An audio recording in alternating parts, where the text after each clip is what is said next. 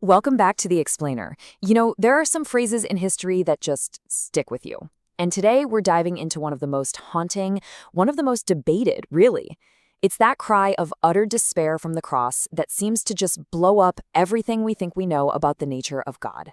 We're going to unpack this paradox and we'll use the source material itself to find the key that unlocks the whole thing. And it all starts right here, with this raw human cry from the cross, captured in the Gospel of Matthew. Dios mío, ¿por qué me has desamparado? That translates to, my God, why have you forsaken me? Wow. I mean, those words alone just create this immediate, profound mystery, don't they? And that, right there, is the heart of it. That's the central question we're tackling. How could God be forsaken by God? It just feels like a complete contradiction, an impossible puzzle. So let's dive in and see if we can piece it together. Okay, so before we can even think about solving this thing, we've got to appreciate just how deep the problem goes. Because the source material itself presents these two core ideas that seem to be in a total tug of war with each other. I mean, look at this. On one side, you have this cry of just complete and total abandonment. But then on the other side, you have Jesus' own words, crystal clear, from the Gospel of John. I am the Father are one. He's saying they're indivisible. So how? How can something that is one be separated from itself? It doesn't make sense. And it gets even more complicated. The source throws another wrench in the works with this key verse from 2 Corinthians. It doesn't just say God sent Christ. It says God was in Christ. Think about that. It suggests this unbreakable, active presence. So the problem isn't just that they were unified. It's that their unity was the very engine driving the whole plan of reconciliation. Separation seems completely impossible. So what gives? How do we possibly resolve this? Well, the source material actually offers a key. There's this one theological concept that, when you understand it, allows both of these seemingly contradictory realities to exist at the same time. And it all comes down to understanding the very nature of Christ himself. And that concept is what's called the two natures. Now, this is crucial. It's not about two separate people, like sharing a body. No, the source is really clear on this. It's one single person who is at the same time 100% God and 100% man. These two natures are fused together. They're inseparable. And boom, right there, that gives us the breakthrough. The cry of abandonment. It wasn't God being left by God. It was the human nature of the one person, Jesus, that was crying out in that moment of agony. The Godhead itself, it wasn't divided. It couldn't be. Okay, so if it's the human nature crying out, what was it actually going through? Because this was way more than just physical pain.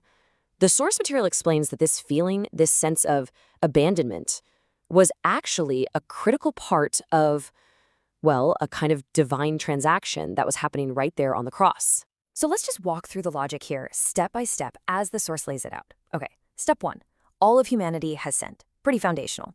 Step 2, the penalty for that sin isn't just, physical death, it's spiritual death, this profound, deep separation from God. Then you get to step 3, Christ, because he was sinless, steps in and takes our place. And this leads to the absolute crux of the whole thing, step 4, his human nature had to feel the full weight of the penalty we deserved, and that includes that feeling of total, agonizing separation from God. The source has a term for this, spiritual death, and it describes it as something that, honestly, no living person has ever fully experienced. I mean, even in our absolute worst moments, we still exist in a world that God sustains. But Jesus's human nature, it was made to feel the full, unfiltered horror of what eternal separation would actually be like. That absolute crushing despair of being truly and completely forsaken. That is what led to the cry. All right, so now let's put all the pieces together. Now that we understand the two natures and why this suffering was happening, we can finally resolve that paradox we started with. And here is maybe the most important clarification the source gives us. The divine spirit, it didn't actually leave. It didn't depart from Christ's body on the cross. So what happened? What was removed was the aid, the comfort, the support of that divinity. His human nature was left completely exposed, facing the full force of God's wrath for our sin, all on its own, and had no divine shield to insulate it from that pain. And this just brings the whole resolution into perfect focus. The source points us to Jesus' own words from before his death. He predicts that all his disciples are going to scatter and abandon him. But then he says with total certainty, "Yet I am not alone, for the Father is with me." He knew.